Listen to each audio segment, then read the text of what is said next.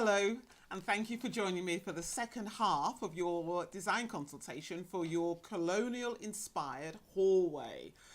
Fantastic hallway, love it. Just want to give you another quick look at your picture. I'm sure you've got it already. I just love this so much.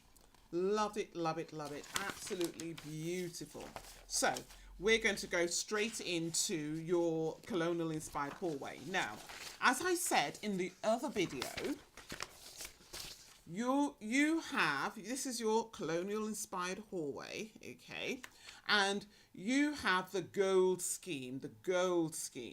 Now I've given you prices in the pounds and also in US dollars as well for the starting price, whether you're going to do it full DIY, if you have the skills to do full DIY, or part and part, or full trade. So I've given you the starting prices for each of those, whichever ones you decide to go with, okay?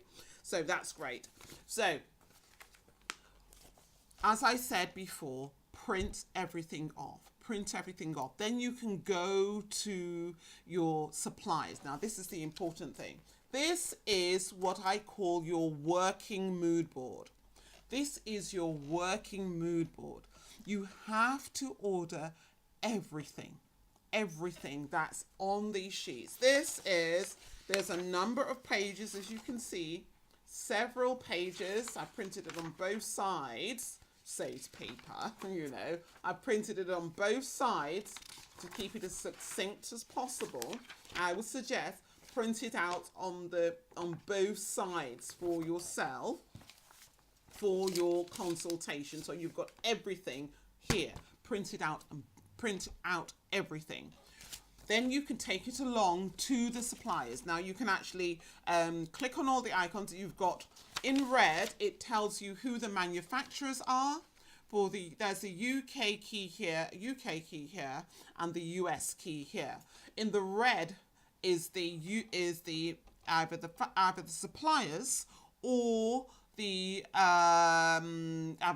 suppliers of the product or the manufacturers, whoever makes the product. Then below that, you've got the website, and the website tells you where you can actually go and purchase the product from. Sometimes you can get it directly from the supplier. Sometimes you can get it from the manufacturer even. That's entirely up to you. It tells you where to purchase it from, okay? So the website gives you all the information. Below that then it tells you the actual items. So this is looking at the flooring. So there's black and white floor tiles. And this tells you the white tile and the black tile, okay? The white tile and the black tile, because they sell them in boxes of white, boxes of black, okay? The white tile and the black tile. And it tells you the size, the finish, the color, the name of it, and also if there's a code, it tells you the product code as well. So it gives you all the details you need, absolutely everything you will need for ordering a sample of it. Please order your sample. Very important. Order your sample. Once you've got all of your samples, allow yourself 2 weeks. It will take you a couple of weeks for all the samples to come to your home. Now, you can get them quicker if you actually go to the showroom and collect a sample there. Sometimes you need to purchase a sample. Sometimes they have small little samples cut up and they'll let you just take it away. Usually if you order a sample of a tile, you'll have to pay for the postage. So it's usually more beneficial for you to actually go to the showroom and actually pick up a sample. And usually you can get a bigger sample if you can just take it away with you. So you can pick up your samples by actually taking the time and say, maybe I'm going to go through 5 or 6 different showrooms today and I'm going to get 5 or 6 different samples. There are lots. Sometimes it's more beneficial just to get them posted to you, okay? So that's an important thing. When it comes to the paints, you're going to have to go to that place to actually order the match pots. They're the little sample pots. Order those. Now, an important thing to note about sample pots, very important thing to note. When you get your sample pot, the first thing you're going to want to do is to paint a square of it on the wall. Please do not do that. Do not do that. Please get a piece of paper. Now, you can either get an A4 piece of paper or an A3 is better. An offcut of a back of a old piece of wallpaper is better. Huge, the bigger piece the better, because those matchpot samples have a huge amount. They go very far, really they do. And yet you may think, oh, well, it's only white paint. I know what white paint looks like. If your hallway is not white already, or if it was white and you're going to redo the white, that white is probably not quite as bright as it was originally. So I still say get a match pot if you can, even if it's only white. Okay, you may think, oh no, I don't. That's up to you. Okay, but I would say get the white and paint it on the paper. The reason why I say paint it on the paper is because then you can stick that paper on the wall rather than having to live with for a month, 2 months or 3 months with a big patch of paint painted on your wall, and you're still having to use your home and receive guests. Not a good look and not very encouraging for yourself. This is about changing your story and changing your life. So please put it on the paper, and then you can stick the paper on the wall and you'll be able to see how the light falls onto that colour on that wall. And also you'll be able to see at different times of day how that looks. And you may decide, I don't want white on every wall. That's entirely up to you. Okay. But I would say, please paint paper and then put the paper on the wall. Do it that way. That's the best way to go. Okay. So, all bits of, once you've got all your pieces, you've got them all together, I would say stick them onto a cork board or just a big board, put them all together so you can see them all together. If you have them on the board, then things that are meant to be upright on the wall, you can put on the wall. Things that are meant to be flat, you can actually put them flat on the floor, and you can actually see where they're going to be. So a floor tile, there's no point having a floor tile in this format when a floor tile is going to be viewed in the horizontal rather than in the vertical. So it's good to put that floor tile on the floor so that you can see what it's going to look like against the white on the walls for your scheme. So please do that, okay? So as I'm going through this and just looking at all the different aspects of your thing. Now, the balustrade, you may think, oh, I'm not going to get a sample of balustrade. You'd be surprised. They have samples, they have wood samples for the handrail, that they'll give you a little piece of wood sample. They have samples of the metal, little pieces of offcut. They can give you a sample of a portion of the metal for your handrail. So you can get samples of this as well. The lighting obviously is a little bit trickier. You'll have to make do with go to the showroom and actually physically look at the light. Physically look at the light, okay? And you come away with a picture of the lighting. So that's a tricky one. Even something like the table. Places that sell the table, they may even sell you samples of the table. So you may get a little glass sample. It's up to you. Pictures of these. Obviously the piano, there's not going to be a sample usually of the piano, but sometimes because they do various different finishes in piano shops, they have wood samples of that too. So you can get a wood sample of the beautiful glossy piano. If you could buy a second-hand piano and it's sort of a matte piano, if you're happy with the matte, that's fine, leave it matte. But I would say if you can get it resprayed in the glossy black, that will make all the difference, especially when it's sitting on this beautiful polished floor, because it's all about light, this scheme. It's all about the light and the refraction of the light and just making it bounce around the room. It's such a beautiful scheme, and I'd say if you can do that, please do. The fabric on the sofa, this is entirely up to you. I like the stripe fabric. I think it goes beautifully well. It's black and white. If you decide you don't particularly want to go for a striped fabric, I would say go for either, you can go for maybe an all white with an embossed design on it, or go for a all black, or sometimes, which works beautifully, if you're going to go half and half, I would say have the seat in black, because that will get the most wear and trafficking and will get dirtier. Okay, so have the seat and maybe the little arm pieces, have those in black, and then have the back rest in white. So that's a really good way to go. If you're going to go black and white, a black seat, black arm rest, and actually have the back in black if you don't want to, have the back in white, sorry, if you don't want to go for the whole thing in black or the whole thing in white and the stripes are not really appealing to you. I would say go for that look where you get the best of both worlds, and it'll sit beautifully within that space. So I would say go for that. As you can see from the printout here, when we go to the actual fabric for the sofa, when you buy these sofa, to get them upholstered, if you can do the upholstery yourself, wonderful.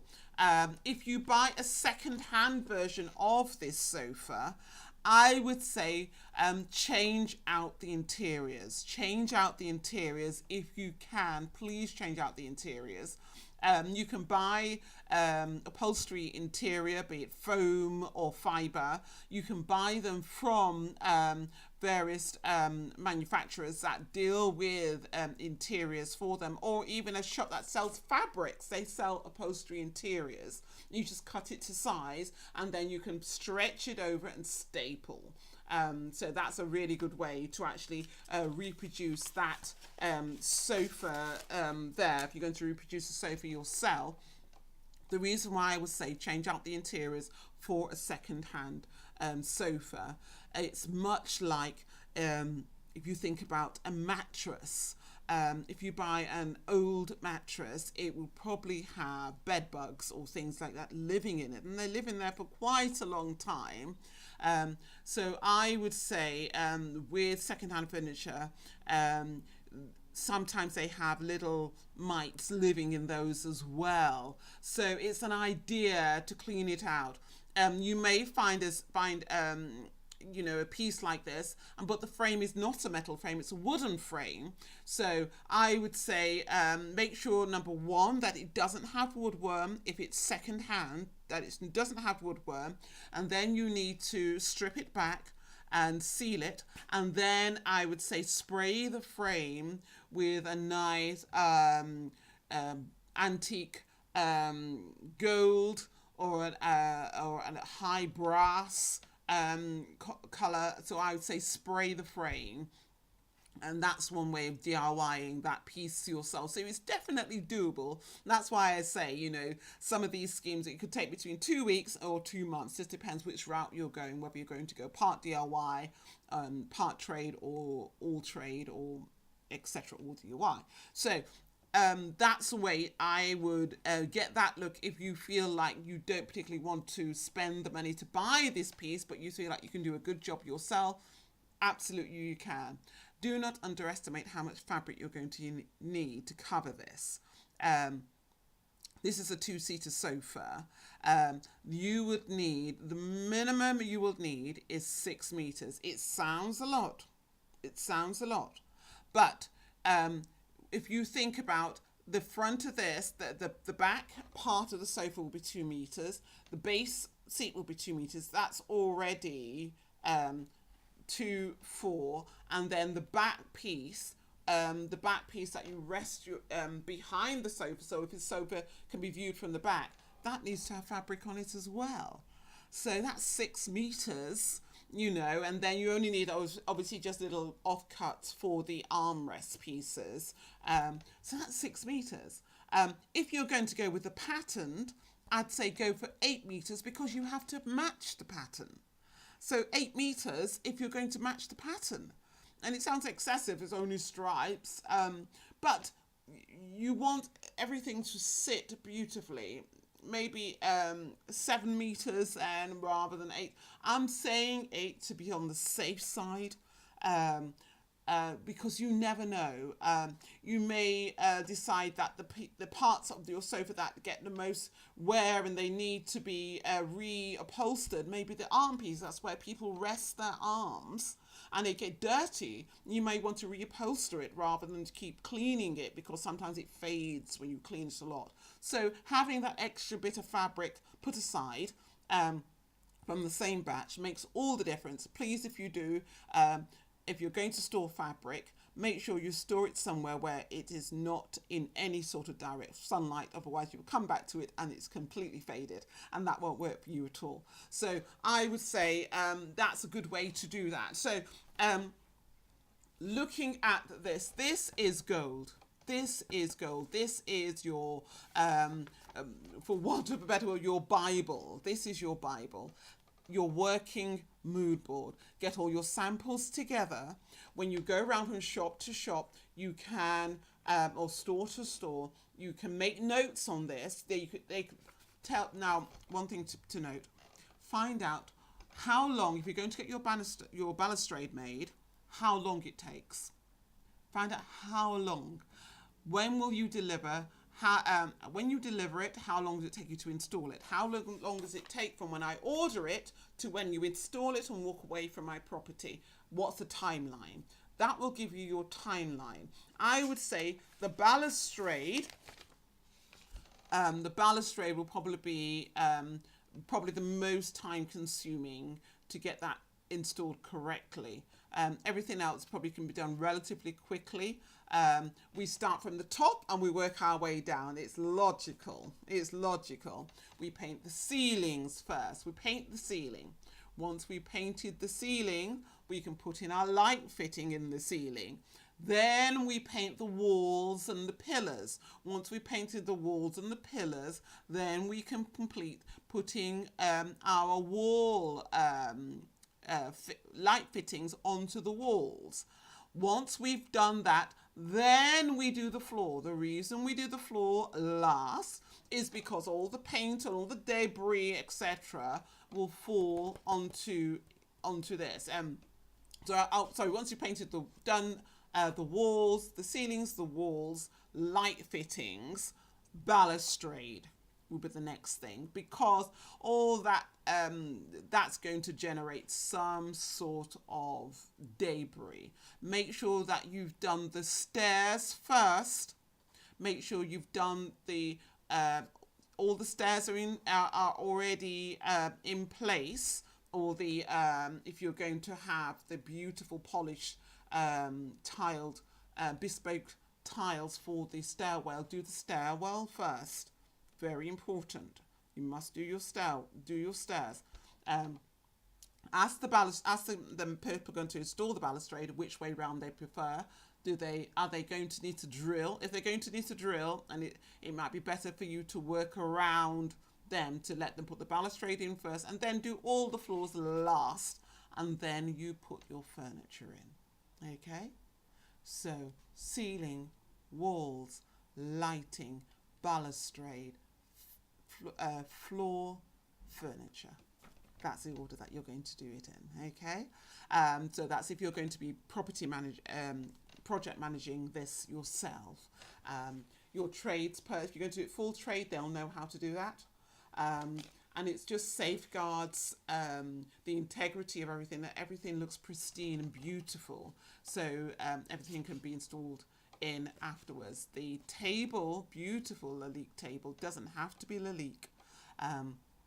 It can be a glass top table and it could have a wooden base. If that works for you, please go that way, or a gold base. I would say that would look beautiful in this space. Either go one of two ways. If you're going to go not all glass, because they can be really quite expensive, I would say go for a glass top for this hallway table here, glass top.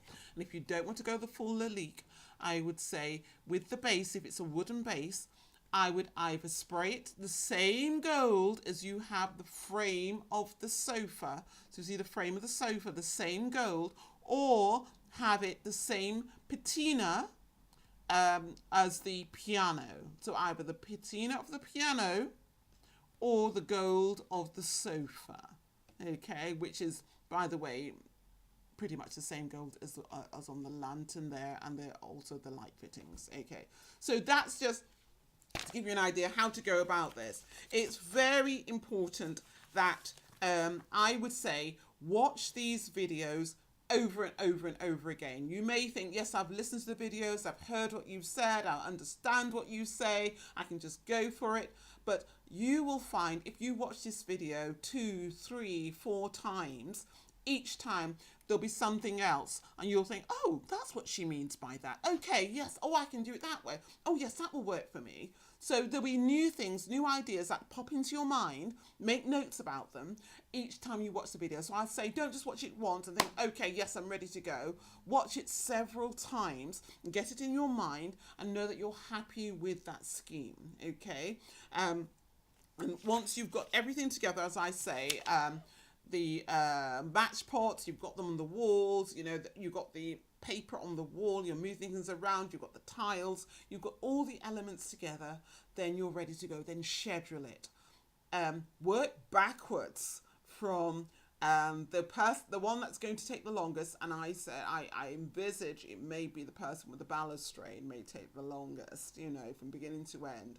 Work backwards. Floors get laid pretty quickly. Once everything's been done and they've just got this clear area, they're in.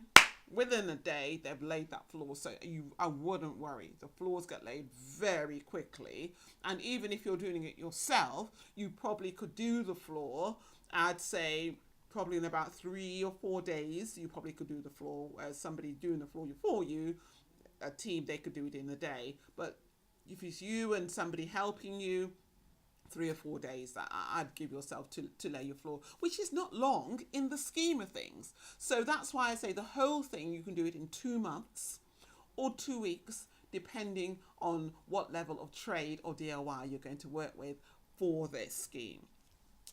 Now, I would say once you've got to that stage and you understand what you want to do and how you want to go about it and your time frame, please, once you've done it, I would absolutely love, you don't have to send me your before pictures, I don't mind. If you wish, please do, but I would say please, please, please, can you send me your after pictures? I'd love to know how this worked out for you, how you transformed your room, your hallway, your space, and how, if you want to write me a little piece, let me know how it changed your life in however small way, how it just made you feel so good and so happy. I know every time I come into my hallway, it's just a very small bijou hallway, I feel so happy, so elated. It just lifts my spirits, and I know it will do that for you. This has the ability to transform your life. It really will start your journey of changing your story and changing your life. So often people say, which room shall I do first? Which is the most important? And you know, a lot of people will say, do all the house first and then do the hallway last, because people are going to be trudging through your hallway. You don't want it to get it dirty. And so I do understand there's a logic in that. But if you know that for this, maybe you're going to do one room every 6 months or one room each year, I would say just go ahead and do it. Just do the hallway, because as I say, most people that come to your front door, knock on that door, you open that door, that's their only impression of you. And maybe it's the only room you've got done, but it's the impression and the impact and just how it makes you feel, just walking, for you yourself, walking into that space, even if all the other rooms are not done yet. It's such a motivation, because as I say, you pass through the hallway to get to every room in your house. And if that hallway is beautiful and glorious, it will motivate you to get the other rooms done. So there is a method in the madness in doing the hallway first. So I would say if you can do it first, do that hallway first. It will make you feel amazing, absolutely amazing. This has the ability to transform your journey. I will, as I say, please send me a note via my website, send me pictures. If, with your permission, I'd like to start, putting them on a page that tells, that will, when I get enough of them, I'll be able to show everybody just how beautiful your hallway looks, and it will inspire other people to change their journeys as well. And I would say please look at my other consultations and see what relates to you. There are other elements that are the colonial element for your living room and your kitchen and your dining room, etc. So go to the website, have a look. I am constantly loading up, so please, loading up different consultations. Please be patient with me as I'm putting the consultation together and putting them up on the website. It may take me a number of weeks. So as your one room will take you 2 months, it'll probably take me a couple of months to really get most of them up and running. But I intend to get a good chunk of these videos and consultation up and running for you to browse through and to be able to make your mind up and see which one will work for you. If you decide, oh, I think I like a different scheme in each room, that's up to you. Have your different scheme in each room, but I'd say stick to a rule of thumb. Don't go beyond 4 colours. 4 colours. If you're going to do a different scheme, so colonial hallway, contemporary family room, or whichever, the bathroom, you want it to be more shabby chic, it's up to you, but stick to 4 colours. And those 4 colours to run throughout your home, because that will be the cohesive link. 4 colours. That will link all those rooms together. So even if you've got a different style, some people say, oh, it's a taboo. There are no taboos. You just need to know how to put them together. So if you want it to be cohesive, but want it to be a different experience in each room, just stick to 4 colours. If you want it to be colonial throughout most of your home, stick to the 4 colours as well. It will work. If you can do more colours if you want it to be colonial throughout your whole home. But if you want to stick to 4, that will work as well. But I'm just saying, if you're going to have quite an eclectic mix throughout your home, 4 colours ties everything together and it sits really well, because the whole idea is for you to have an interior designer do your consultation so that you have a professional feel and look to the end of your story. So please continue to join me. I look forward to hearing from you. Thank you for joining me on this journey, and I hope you enjoy it. Thank you, and goodbye.